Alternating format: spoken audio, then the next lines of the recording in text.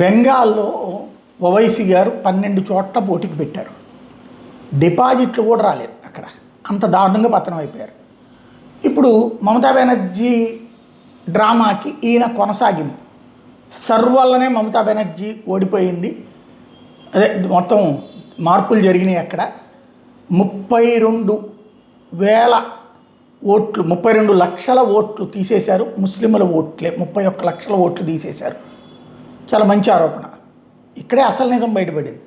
టోటల్గా బెంగాల్లో తీసేసిన 90 లక్షల ఓట్లు, అందులో 31 అంటే 31 పోను మిగతా 59 ఎవరివి?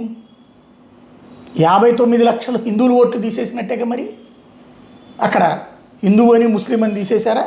అంటే తమ వాళ్ళ ఓట్లు పోతే మతం వస్తుంది, మిగతా వాళ్ళ ఓట్లు పోతే పార్టీలు వస్తాయి. అది ఆయన బుద్ధి ఏంటో మరొకసారి ఎక్స్పోజ్ అయింది. ఇంకొకటి, ఓట్లు తీయడం అన్నటువంటి దాని మీదన అక్కడ వేరే కంప్లైంట్ చెప్పడానికి కూడా లేదు. ఎందుకంటే న్యాయమూర్తుల పర్యవేక్షణలో జరిగింది. సుప్రీంకోర్టు పర్యవేక్షణలో, హైకోర్టు న్యాయమూర్తుల పర్యవేక్షణలో న్యాయాధికారులే అక్కడ న్యాయ నిర్ణేతలుగా వ్యవహరించారు. కాబట్టి నాటకాలతో ప్రజలు మోసం చేయొచ్చు. వాళ్ళు ఆ న్యాయాధికారులు వచ్చి ప్రెస్ మీట్లు పెట్టరు కాబట్టి తన వర్గాన్ని మోసం చేయొచ్చు, ముస్లిం సామాజిక వర్గాన్ని. అది సాగిస్తారు ఇప్పటిక.